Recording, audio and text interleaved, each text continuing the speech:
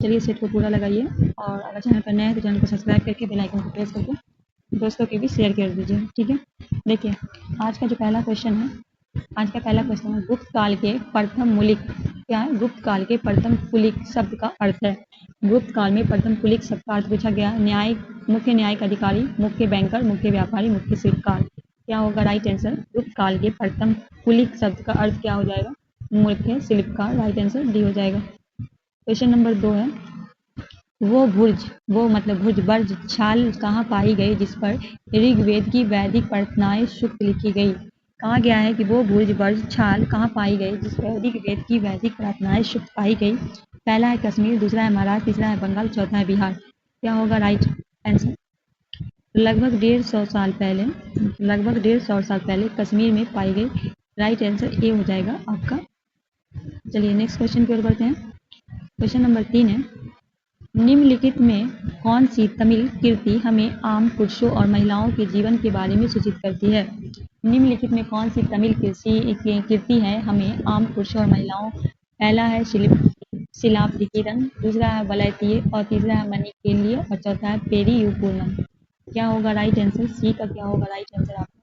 तो क्या हो जाएगा? पेरी या पूर्णम। डी आपका राइट हो जाएगा। नेक्स्ट क्वेश्चन है, क्वेश्चन नंबर 4 है निम्नलिखित में कौन मेल नहीं खाता? इनमें से कौन जो है वो नहीं खा रहा? ठीक है, वो आपको बताना है। तो खुजराहो है तो चंदेल है। ये आपका क्या है? मेल है। ए होल है, ये आपका चालुक्य है, ये भी सही है। इधर है कांजीपुरम, ये किसका है? पल्लवों। महापुरीपुरम जो है वो किसका? चोल का नहीं, ये भी पल्लव वंश का ही है। ठीक है, तो यहाँ ये आपका जो है वो मेल है। तो राइट आंसर क्या हो जाएगा? डी हो जाएगा। चलिए क्वेश्चन नंबर 5 की ओर बढ़ते हैं। निम्नलिखित कथनों पर विचार करें। पहला है तवारीख को सुशिक्षित व्यक्तियों द्वारा उर्दू में लिखा गया। कहा जा रहा है कि तवारीख जो है उसको सुशिक्षित व्यक्तियों के द्वारा उर्दू में लिखा गया। दूसरे में कहा जा रहा है तवारीख के लेखक नगरों में रहते थे। तीसरे में है वे पढ़ाए अपने इतिहास सुल्तानों के लिए उनसे ढेर सारे पुरस्कार पाने की आशा रखते थे। कौन सा कथन सही है? ठीक है, थोड़ा सा हम जूम कर छोटा कर देंगे। ठीक है, कौन सा आपका क्वेश्चन सही है? 1 मिनट नीचे। पहला है ए और 2, दूसरा है 2 और 3, तीसरा है 1 और 3 और चौथा है ए ओनली। कौन सा आपका सही है? तवारीख के लेखक नगरों में रहते थे, ये बिल्कुल राइट है। वे पढ़ाए अपने इतिहास सुल्तानों में ढेर सारे पुरस्कार पाने की आशा के लिए रखते थे, ये भी सही है। 2 और 3 है। राइट आंसर हमारा क्या हो जाएगा? बी हो जाएगा। ये जो है ये आपका गलत है। चलिए आगे बढ़ते हैं। क्वेश्चन नंबर 6 है, क्वेश्चन नंबर 6 है निम्नलिखित में कौन सी रचना सूरदास द्वारा संकलित नहीं है? सूरसागर, सुरसावली, साहित्य रत्ना, साहित्य लहरी। क्वेश्चन नंबर 6 का क्या होगा राइट आंसर? साहित्य रत्ना, सी आपका राइट हो जाएगा। क्वेश्चन नंबर 7 है निम्नलिखित कथनों पर विचार करें और सही विकल्प का चयन करें। कथन है 18वीं शताब्दी के दौरान मुगल साम्राज्य धीरे धीरे कई स्वतंत्र क्षेत्रीय राज्यों में बिखर गया। ठीक है, कारण कहा जा रहा है कि कारण मुगल सम्राटों की सत्ता पतन के साथ कई प्रांतीय सूबेदारों, बड़े जमींदारों जमीन उपमहाद्वीप विभिन्न हिस्सों में अपनी शक्ति प्रबल की। सही विकल्प का चयन करना है। ए आर दोनों सही है। आर ए की सही व्याख्या है क्या है? ए आर दोनों सही है और आर जो है वो ए की सही व्याख्या नहीं करता। जो सी में है केवल ए सही है पर आर गलत है। डी में है आर गलत है, ए गलत है पर आर सही है। क्या हो जाएगा आपका राइट आंसर? क्वेश्चन थोड़ा सा जूम करना पड़ेगा, 1 मिनट।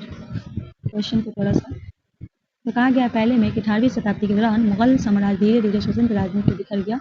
ये आपका सही है। तो कारण और कथन दोनों सही है, तो ए आपका राइट होगा। ए आर दोनों सही है और ए की सही व्याख्या करता है। आर जो है ए जो है आर की सही व्याख्या करता है। क्वेश्चन नंबर 8 है किस क्षेत्र के भूस्वामी को बेल्लार कहा जाता था? महाराष्ट्र क्षेत्र, तमिल क्षेत्र, पंजाब क्षेत्र, बंगाल क्षेत्र। आपको बताना है किस क्षेत्र के भूस्वामी को बेल्लार कहा जाता था? बी हो जाएगा तमिल क्षेत्र, भी आपका राइट आंसर हो जाएगा।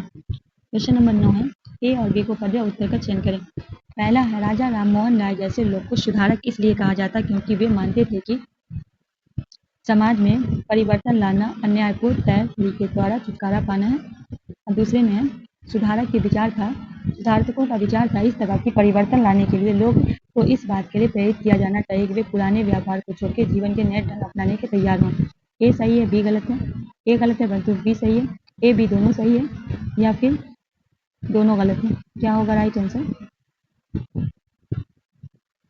थोड़ा सा नौ के क्वेश्चन को हम फिर से देखेंगे। ठीक है, फिर से मतलब थोड़ा सा आगे कर लेते हैं। ठीक है, राजा राममोहन राय जैसे लोग को सुधारक इसलिए कहा जाता था क्योंकि वो मानते थे कि समाज में परिवर्तन लाना अन्यायपूर्ण तौर तरीकों से छुटकारा पाना जरूरी है। तो ए और बी दोनों सही है, तो राइट आंसर हमारा सी हो जाएगा। ठीक है, क्वेश्चन नंबर 10 है, पूर्व मद्रास चेन्नई में स्थापित वेद समाज के परिहित था। प्रार्थना समाज द्वारा, आर्य समाज द्वारा, बरहा समाज द्वारा, युवा बंगाल आंदोलन के द्वारा। सी हो जाएगा, बरहा समाज के द्वारा। ठीक है, सी आपका राइट हो जाएगा। क्वेश्चन नंबर 11 है, निम्नलिखित कथन ए आर को पढ़िए और युक्त में सही व्याख्या कीजिए। ए आर को पढ़ना है, तो चलिए हम ए को पढ़ते हैं। ईवी रामस्वामी नायकर और पेरियार मनुष्य साहित्य, भगवद गीता और रामायण जैसे ग्रंथ का आलोचक थे। कारण है, पेरियार ने देखा कि ये ग्रंथ निम्न जातियों के ऊपर उच्च जाति की महिलाओं के ऊपर पुरुषों का वर्चस्व स्थापित करने के लिए उपयोग किया जाता है। विकल्प का चयन करना है। ठीक है, इनका राइट आंसर आपका 1 मिनट में आपको थोड़ा सा क्वेश्चन, तो ये जो है आपका दोनों सही है, तो हो जाएगा आपका ए आर दोनों सही और आर ए की सही व्याख्या करता है। राइट आंसर क्या हो जाएगा हमारा, ए हो जाएगा। चलिए आगे बढ़ते हैं क्वेश्चन नंबर 12 की ओर। क्वेश्चन नंबर 12 कह रहा है, किस गवर्नर जनरल ने घोषणा की कि बहादुर शाह जफर अंतिम मुगल राजा होंगे। जैसा कि आपको पता है कि अंतिम मुगल सम्राट कौन थे, बहादुर शाह जफर। किसने ये घोषणा की थी, Lord Canning, Lord Dalhousie, Lord Hardinge, Lord एर्लिंग, किसके द्वारा ये घोषणा की गई थी, लॉर्ड कैनिंग के द्वारा। ये आपका राइट हो जाएगा। देखिए, डलहौजी जो है व्यापक के सिद्धांत का आरंभ किए थे। हार्डिंग की बात करें, नरबली प्रथा के प्रतिबंध कौन लगाया था, लॉर्ड हार्डिंग। एर्लिंग जो है वाशी आंदोलन का दमन, वहाबी आंदोलन हो गई ना। ठीक है, चलिए आगे बढ़ते हैं क्वेश्चन नंबर 13 की ओर। क्वेश्चन नंबर 13 में कह रहा है, निम्नलिखित में किस भाषा में केसरी अखबार छपा था, अंग्रेजी, बांग्ला, मराठी, उर्दू। आपको बताना, ये जो है बाल गंगाधर के द्वारा छपा गया था। आपको बताना है किस लैंग्वेज में छपा था। ठीक है, राइट हो जाएगा मराठी में, ये आपका राइट हो जाएगा। क्वेश्चन नंबर 14 है, निम्नलिखित में से किस एक्ट से भारतीय संविधान द्वारा काफी संख्या में प्रावधान किया गया, 1909 का एक्ट, 1991 का एक्ट, 1935 का, 1947 का स्वाधीनता अधिनियम। निम्नलिखित में किस एक्ट से भारतीय संविधान द्वारा काफी संख्या में प्रावधान किया गया, 1935 के एक्ट के। सी हमारा राइट आंसर हो जाएगा। क्वेश्चन नंबर 15 की ओर बढ़ते हैं, निम्नलिखित में कौन सम्मिलित नहीं है, इधर प्लैनेट है, इधर चंद्रमा की संख्या है, इधर ग्रह है। ठीक है, आपको बताना है कि कौन सा आपका सही नहीं है। तो देखिए, बी सी डी ये तीनों हमारा गलत है। ठीक है, बृहस्पति की बात आई है। ठीक है, तो बृहस्पति के 52 नहीं है, सब क्या है, बृहस्पति का जो यहाँ दिया यहाँ 27 होगा। ठीक है,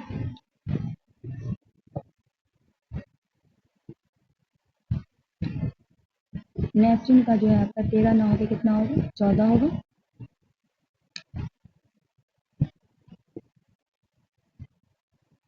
और बड़ो नेपच्यून बड़ो 13 ना तो 14 होगा। ठीक है, बीच से सम्मिलित नहीं है। सॉरी, 1 मिनट, क्या कहा गया, बी और सी जो आपका सम्मिलित है, ये आपका सही है।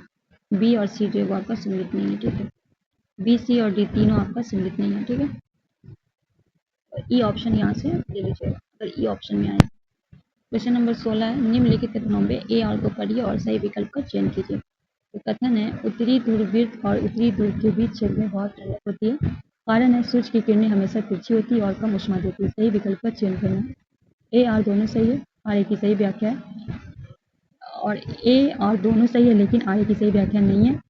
ए सही है परंतु आर गलत है, आर गलत है परंतु ए सही है। बी हो जाएगा, ए आर दोनों सही है पर आर की सही व्याख्या नहीं करता। राइट आंसर हमारा बी हो जाएगा। क्वेश्चन नंबर 17 है, क्वेश्चन नंबर कितना है, 17 है आपके सामने। क्वेश्चन नंबर 17 आ गया आपके सामने। सूर्य पूर्व में उदय होता है क्योंकि पृथ्वी पूर्व के पश्चिम ओर चक्कर लगाती है, पृथ्वी पश्चिम से पूर्व की ओर चक्कर लगाती है, पृथ्वी अपने अक्ष पर झुकी होती है, पृथ्वी के चक्कर 24 घंटे के होते हैं। सूर्य जो है वो पूर्व से उदय होता है क्योंकि इसका कारण है कि पृथ्वी जो है पश्चिम से पूर्व की ओर चक्कर लगाती है। तो राइट आंसर हमारा बी हो जाएगा। चलिए आगे बढ़ते हैं, क्वेश्चन नंबर 18 है, इंग्लिश का क्वेश्चन है, तो इसको इंग्लिश को हटा के, भारत में केंद्रीय सरकारी कार्यालयों के खुलने का समय पूर्वा 9 बजे, मतलब भारतीय मानक समय। चंडीगढ़ के पास 76 डिग्री 45 पूर्व देशांतर पर और कलकत्ता जो है 88 डिग्री 15 पूर्व देशांतर पर स्थित है।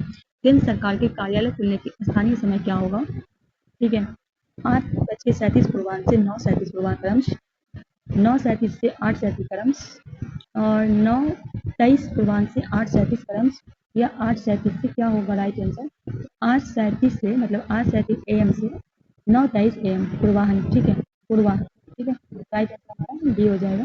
क्वेश्चन नंबर 19 है, दक्कन पठार अपनी पश्चिम भाग पर कौन सी भौतिक विशेषता से जुड़ा है? सतपुड़ा श्रेणी, विंध्य श्रेणी, सह्याद्री, नीलगिरी। दक्कन पठार अपने पश्चिम भाग पर कौन सी भौतिक से जुड़ा है? तो सी हो जाएगा सह्याद्री। नेक्स्ट क्वेश्चन है, क्वेश्चन नंबर 20 है, मिलान करें, उचित विकल्प का चयन करें, ठीक है, इधर कॉलम है, इधर कॉलम 2 है, इधर संगमरमर है, इधर शादी है, बलुआ पत्थर है, जीवाश्म है, आपको मिलाना है, ठीक है, हम इसको मिलाएंगे। ये डाल 1 मिनट थोड़ा सा।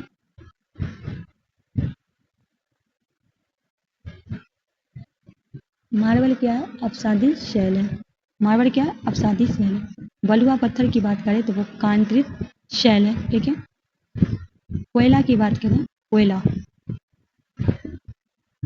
तो आर्गेन शैल है, और ग्रेनाइट जो है वो जीवाश्म ईंधन, जीवाश्म ईंधन है। तो क्या हो जाएगा? 1 का 1, 2 का 4, 3 का सी का 3 और डी का 2। तो कहाँ है? ऑप्शन हो जाएगा हमारा सी हो जाएगा।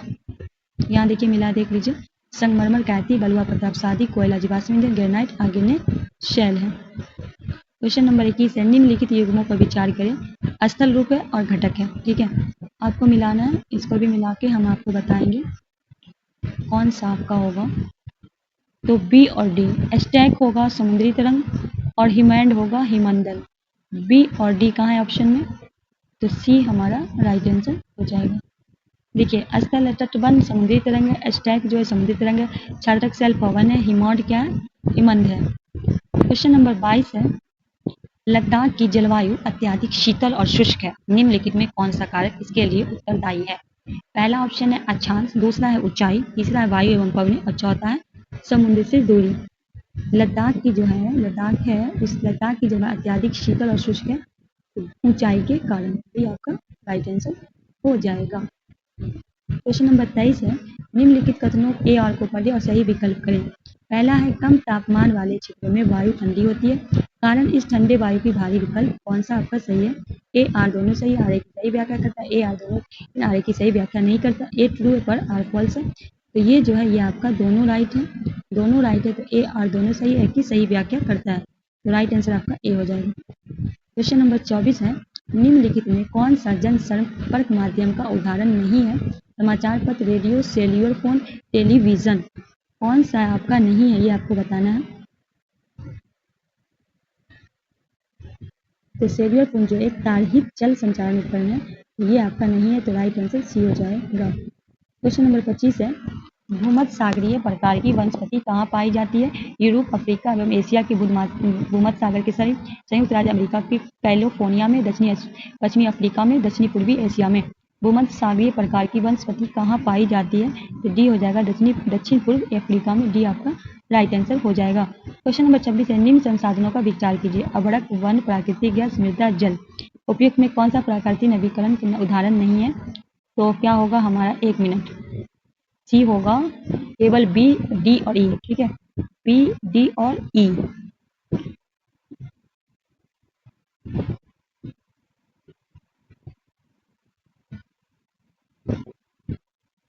वन, मृदा और जल, राइट आंसर सी हो जाएगा, ठीक है। चलिए आगे बढ़ते हैं। क्वेश्चन नंबर 27 है, मृदा में विरचन गठन कौन से कारक मुख्य भूमिका निभाते हैं? मूल चट्टान, स्थलाकृत, जलवायु संबंधित कारक, समय। विकल्प का चयन करना है, केवल एक, बी और सी, केवल डी, ए और सी। क्या होगा राइट आंसर? तो मूल चट्टान और जलवायु संबंधित कारक, ए और सी होगा राइट आंसर, तो राइट आंसर यहाँ क्या हो जाएगा? डी हो जाएगा। क्वेश्चन नंबर 28 है, क्वेश्चन नंबर 28 है, कर्ज का जाल ग्रामीण इलाकों का मुख्य के बीच शोषणकारी संबंध दर्शाता है। साहूकार और छोटे किसान को, छोटे किसान और खेतिहर मजदूर को, भूमिहीन खेती और संबंधित मजदूर, ग्रामीण साक्षरता को, ग्राम साक्षरता और साहूकार को। कर्ज का जाल ग्रामीण इलाकों में मुख्य के बीच शोषणकारी संबंध है, छोटे किसान और खेतिहर मजदूर को, बी आपका राइट हो जाएगा। क्वेश्चन नंबर 29 है, निम्नलिखित कथन जो है ए आर को पढ़े और सही विकल्प। पहला है अभिकथन है, लोकतंत्र में स्वतंत्र संचार माध्यम मीडिया महत्वपूर्ण है, और दूसरे में कह रहा है कि संचार माध्यम मीडिया से प्राप्त सूचना विश्वसनीय होना चाहिए, न कि पक्षतापूर्ण। ए आर दोनों सही है, ए आर की सही व्याख्या करता है, ए सही है, ए आर दोनों सही है लेकिन उसकी व्याख्या नहीं करता, ए सही है परंतु आर गलत है, ए आर दोनों गलत हैं। तो ये जो है आपका दोनों सही है और सही व्याख्या भी करता है, तो राइट आंसर ए हो जाएगा। क्वेश्चन नंबर 30 है, भारत सरकार का काम करती है डॉट डॉट पर वार्ड स्तर पे, राज्य स्तर पे, राष्ट्रीय स्तर पे, क्षेत्रीय स्तर पे, निम्नलिखित में कौन सा सही है? ए B C C D A सी, कौन सा विकल्प सही है? तो बी और सी, राज्य स्तर पे और राष्ट्रीय स्तर पे, तो राइट आंसर बी हो जाएगा। क्वेश्चन नंबर 31 है, कौन सरपंच की तरह कार्य करता है? आगे बढ़ते हैं ऑप्शन की ओर। पहला है ग्राम सभा का सचिव, खंड विकास अधिकारी, अन्य वार्ड सदस्य द्वारा चयनित चुना गया वार्ड सदस्य, बारी से वार्ड सदस्य, तो सी हो जाएगा, अन्य वार्ड सदस्य के द्वारा चुना गया एक वार्ड सदस्य, सी आपका राइट हो जाएगा। क्वेश्चन नंबर 32 है, लेबर चौक किसे कहते हैं? लेबर चौक किसे कहते हैं? ऐसी जगह जहां बेगारी की प्रथा प्रचलित हो, ऐसी जगह जहां मजदूर की बिक्री होती हो, ऐसी जगह जहां दिहाड़ी मजदूर काम तलाश में इकट्ठा हो, ऐसी जगह जहां मजदूरों को रेन बसेरा दिया जाता हो। लेबर चौक किसे कहते हैं ये आपको बताना है। तो ऐसी जगह जहां दिहाड़ी मजदूर के काम तलाश इकट्ठा होता हो, सी आपका राइट हो जाएगा। क्वेश्चन नंबर 33 है, निम्नलिखित प्रश्नों को पढ़ने और सही विकल्प का चयन करें। पहला है, बुनकरों को सरकारी संस्था व्यापारियों के ऊपर निर्भर काम करने पर साधन है। दूसरा है, व्यापारियों की आमदनी बढ़ाने का जरिया है। और कौन सा आपका सही है? केवल एक सही है, केवल दो सही है, ए बी दोनों सही है, ए बी दोनों गलत है। तो राइट आंसर क्या हो जाएगा आपका? ए हो जाएगा, बुनकरों की सरकारी संस्था व्यापारी को ऊपर कराना एक साधन है, ओनली ए आपका राइट हो जाएगा। क्वेश्चन नंबर 34 है, निम्नलिखित कथन ए अर्थ को पढ़कर चयन करता। पहला है, किसी भी देश को पूरी तरह से लोकतांत्रिक नहीं कहा जा सकता। दूसरा है, व्यक्ति अगर समुदाय सदैव लोकतंत्र अर्थ देने का प्रयास करे। कौन सा विकल्प आपका सही है? ए जो है ए आर दोनों सही है और एक ही सही व्याख्या करता है, राइट आंसर ए हो जाएगा। चलिए आगे बढ़ते हैं क्वेश्चन नंबर 35 पर। क्वेश्चन नंबर 35, जेंडर असमानता का साधन डॉट के स्तर पे करना जरूरी है। केवल परिवार पे, परिवार और सरकार पे, केवल सरकार पे, परिवार और समाज पे। जेंडर असमानता का साधन बी हो जाएगा, परिवार, समाज और सरकार पे, बी आपका राइट हो जाएगा। क्वेश्चन नंबर 36 है, निम्नलिखित में कौन सा मौलिक अधिकार नहीं है? धार्मिक स्वतंत्रता का अधिकार, संवैधानिक उपचार का अधिकार, संपत्ति का अधिकार, प्रारंभिक शिक्षा ग्रहण का करना। निम्नलिखित में कौन मौलिक अधिकार नहीं है? तो सी हो जाएगा, संपत्ति का अधिकार को हटा दिया गया है। ठीक है, ये जो है आपका नहीं है, तो सी आपका राइट हो जाएगा। देखिए यहाँ कुछ अधिकार का भी, समानता का अधिकार अनुच्छेद 14 से 18, स्वतंत्रता का अधिकार की बात करें तो 19 से 22, शोषण के विरुद्ध अधिकार 23 से 24, धार्मिक स्वतंत्रता का अधिकार 25 से 28, सांस्कृतिक शिक्षा संबंधित 29 से 30, संवैधानिक उपचार का अनुच्छेद 32। क्वेश्चन नंबर 37 है, स्कूल के माध्यम भोजन की योजना का प्रावधान निम्नलिखित में भारतीय नागरिक को प्राप्त किस मौलिक अधिकार का विस्तार है? ऑप्शन है, समानता का अधिकार, जीवन का अधिकार, शोषण के विरुद्ध अधिकार, धार्मिक स्वतंत्रता का अधिकार, ये हो जाएगा जीवन का अधिकार, भी आपका राइट हो जाएगा। क्वेश्चन नंबर 38 है, इंसाफ में देरी यानी इंसाफ का कत्ल, यह मुहावरा भारत न्यायालय व्यवस्था से जुड़ी निम्नलिखित में किस समस्या को दर्शाता है? नौकरशाही, लाल फीताशाही, न्यायालय द्वारा सुनवाई खत्म करने के अप्रत्याशित देरी होना, अपील को लंबी व्यवस्था जो कई स्तरों से गुजरती है, आरोपी को जमानत देना। तो बी हो जाएगा, न्यायालय द्वारा सुनवाई खत्म करने पे अप्रत्याशित देरी, बी आपका राइट आंसर हो जाएगा। क्वेश्चन नंबर 39 है, 2006 में लागू हुआ वन अधिकार अधिनियम एक ऐसा कानून है जो डॉट पे आधारित है, वनवासी पे, अनुसूचित जाति पे, पेपर मिल्क मालिक पे, जानवर अधिकारी कार्यकर्ता पे। क्या हो जाएगा आपका? ए और डी सही है, केवल एक सही है, ए बी सही है, केवल डी सही है। तो राइट आंसर क्या हो जाएगा? ए और बी सही है।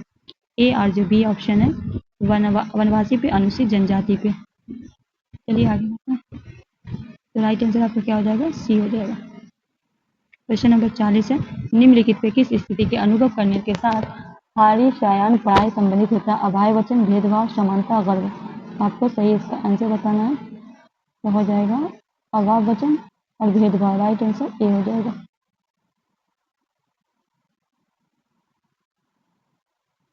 क्वेश्चन नंबर 41 है, सामाजिक विज्ञान एक विषय के रूप में माध्यमिक स्तर पर डॉट सम्मिलित नहीं है। मनोविज्ञान, भूगोल, इतिहास, राजनीति विज्ञान। सामाजिक विज्ञान एक विषय के रूप में माध्यमिक स्तर पर डॉट सम्मिलित नहीं है। मनोविज्ञान, ये आपका राइट हो जाएगा। क्वेश्चन नंबर 42 है, ऐतिहासिक अध्ययन डॉट विकास की मदद करता है। अत्याधुनिक पक्ष के स्तर पे, ज्ञान पक्ष के स्तर पे, मनोक्रिया पक्ष पे, आर्थिक पक्ष के स्तर पे। क्या हो जाएगा राइट आंसर? ज्ञातमार्ग पक्ष के स्तर पे, भी आपका राइट हो जाएगा। क्वेश्चन नंबर 43 है, भूगोल की कक्षा के शिक्षक विशेषित क्षेत्रों को ढूंढने के लिए विद्यार्थी को निम्नलिखित संकलित करने द्वारा उनकी सहायता कर सकता है। कुछ विशिष्ट विशेषताओं को पहचानने को रिकॉर्ड करने के लिए, मानचित्र के अध्ययन करने के लिए, मानचित्र को सूचना देने के लिए, विश्वकोश का उपयोग करने का। सही विकल्प आपको चयन करना है। तो वो जो है कुछ विशिष्ट पहचान के लिए विशेषता की पहचान का रिकॉर्ड करने के लिए भी, मानचित्र के अध्ययन के लिए भी और मानचित्र ढूंढने के लिए भी। तो राइट आंसर आपको क्या हो जाएगा? आपका 1, 2, 3। तो राइट आंसर क्या हो जाएगा? बी हो जाएगा। क्वेश्चन नंबर 44 है, निम्नलिखित समस्या समाधान स्तर के सही क्रम पे सुव्यवस्थित कीजिए। ठीक है, पहला है मूल्यांकन का कुरीक्षण, कार्य योजना बनाने पर लागू करना, समस्या को सूत्रीकरण पर व्याख्या करना, विचारों विकल्पों का उत्पन्न करना। 3, 4, 2, 1, 3, 2, 4, 1, 4, 2, 3, 1, 4, 3, 2, 1। क्या होगा राइट आंसर? तो पहला होगा समस्या सूत्री का व्याख्या करना, फिर आपका हो जाएगा विचारों विकल्प का उत्पन्न करना, फिर हो जाएगा आपका कार्य योजना बनाना और लागू करना, और तब होगा मूल्यांकन और पुनरीक्षण करना। तो ए आपका राइट हो जाएगा। क्वेश्चन नंबर 45 है। 45 है, मान लीजिए आप सरल से जटिल उपागम में पाठ्यचार्य को सुव्यवस्थित करना चाहते हैं। नीचे दिए उदाहरण में संयुक्त लगा के उपयुक्त का चयन करना। परिवार में रहना, भारत के वन के क्षेत्र में, पड़ोस के परिवार में, बहुत पहले समुदाय में, 2, 1, 4, 3, 3, 1, 2, 4, 1, 3, 2, 4, 1, 3, 4, 2। डी हो जाएगा परिवार में रहना, फिर पड़ोस में परिवार, और फिर हो जाएगा आपका बहुत पहले समुदाय, फिर भारत का वन क्षेत्र। राइट आंसर हमारा डी हो जाएगा। देखिए, परिवार में रहना, पड़ोस से परिवार, बहुत पहले समुदाय, वन का क्षेत्र। क्वेश्चन नंबर 46 है, निम्नलिखित मानचित्र में कौन सा मानचित्र आप कक्षा में पृथ्वी की प्रकृति विशेषताओं दर्शाने के लिए उपयोग करेंगे? पहला है भौतिक मानचित्र, राजनीतिक मानचित्र, कथपरक, थीमेटिक मानचित्र, प्राकृतिक मानचित्र। तो हम किसका करेंगे उपयोग? भौतिक मानचित्र का। ये आपका राइट हो जाएगा। क्वेश्चन नंबर 47 है, एक सामाजिक विज्ञान की शिक्षिका अपने विद्यार्थियों को उनकी अपने क्षेत्र में स्वास्थ्य सुविधाओं को दशाकर जांच कराना चाहती है। निम्नलिखित में उसकी पाठ्य योजना के स्थान पर कार्य करती है। पहला, स्थानीय स्वास्थ्य केंद्र के भ्रमण आयोजन, सरकार को गरीबों की स्वास्थ्य सेवा उपलब्ध करानी चाहिए, इस चर्चा का आयोजन, पूरे विश्व में बच्चों में पाए जाने वाले कुपोषण का आकलन। कौन सा आकलन आपको बताती है?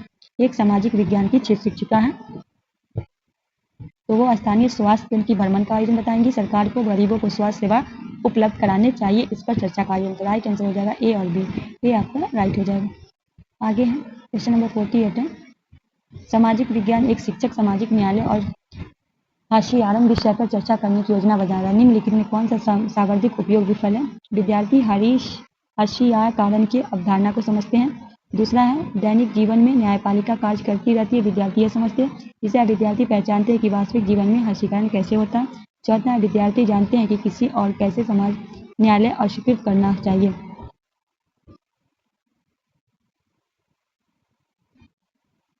तो सामाजिक विज्ञान का एक शिक्षक सामाजिक न्याय और हाशियाकरण विषय पर चर्चा करने की योजना बना रहा है। निम्नलिखित में कौन सा हो जाएगा? तो पहला तो होगा विद्यार्थी हाशियाकरण की अवधारणा को समझते हैं।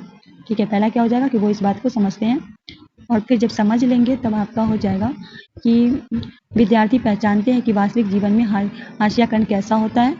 उसके बाद विद्यार्थी जानते हैं कि किसे और कैसे सामाजिक न्याय, मतलब 1, 3 और 4। तो राइट आंसर क्या हो जाएगा? सी हो जाएगा। क्वेश्चन नंबर 49 है, मैं एक मुस्लिम बहुमूल्य क्षेत्र में रहती हूँ। मैं मेरा भाई पड़ोस में ही इफ्तार का एक दावत पे गए और हमें परंपरागत कपड़े यानी क्रम शेरवानी एवं सलवार कमीज पहनने के बाद हमने अपने अपने कपड़े बदलकर जींस टी शर्ट पहन लिए।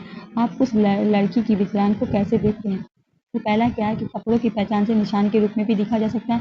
हम जो कपड़े पहनते हैं उसका लेकर हम गुमराही हो सकते हैं। कपड़े को आराम के लिए मौके के अनुसार पहनना चाहिए। A B, A C, B C, A B C. तो क्या होगा इसका राइट आंसर? तो क्या होगा, कपड़े को पहचान को निशान के रूप में भी देखा जा सकता है। ठीक है, और है क्या है कि कपड़े को आराम के लिए और मौके के अनुसार पहनना चाहिए। तो राइट आंसर क्या हो जाएगा? ए और सी। तो बी हमारा राइट आंसर हो जाएगा। क्वेश्चन नंबर 50 है, निम्नलिखित में किस प्रश्नों के छात्रों को आलोचनात्मक विवेचना को प्रोत्साहन मिलने के लिए उपयुक्त विकल्प चुने? हिमालय तथा गंगा नदी व्यवस्था को बनाने की प्रक्रिया की व्याख्या करें।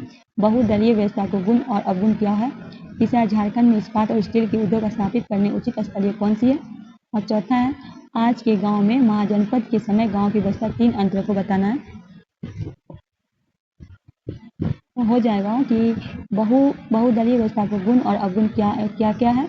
तो बी हो जाएगा। उसके बाद होगा आज के गांव और महाजनपदों के समय गांव की व्यवस्था 3 अंतरों। तो बी और डी कौन से ऑप्शन में? बी और डी हो जाएगा ऑप्शन बी आपका राइट हो जाएगा। क्वेश्चन नंबर 51 है, निम्नलिखित कथनों ए आर को पढ़ना और सही विकल्प का चयन करना है। अभिकथन है, ब्रांडिंग का अर्थ किसी उत्पाद पर किसी विशेष नाम या चिन्ह की मोहर लगाना ताकि एक उत्पाद को बाजार में प्रचलित अन्य अलग भिन्न को देखें। आना ब्रांडिंग या दागना पशुपालन की जरूरत से उभरा हुआ एक शब्द है, जहाँ मालिकों ने पशु को पहचानने के लिए समस्याओं को दूर करने के लिए अपनी खास चिन्ह को लगाने को सोचा। ए बी दोनों सही है और ए की सही व्याख्या कर रहा है। ए आर दोनों सही है, लेकिन आर जो है वो व्याख्या नहीं कर रहा है। ए सही है पर आर गलत है। ए आर दोनों फॉल्स है। तो राइट आंसर हमारा हो जाएगा आपका दोनों हमारा सही है। तो ए और बी दोनों सही और सही व्याख्या कर रहा है। ए हमारा राइट आंसर हो जाएगा। क्वेश्चन नंबर 52 है, निम्नलिखित कथन ए और बी को पर सही विकल्प का चयन करें।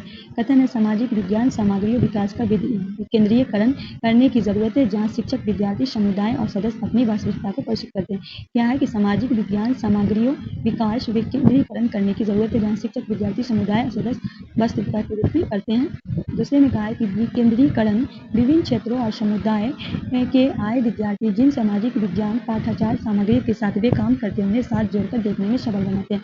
ए आर दोनों सही, आर ए की सही व्याख्या करता है। ए आर दोनों सही है पर आर ए की सही व्याख्या नहीं करता। ए सही है, आर गलत है, दोनों गलत है। तो जो हो जाएगा आपका दोनों सही है, राइट आंसर ए हो जाएगा।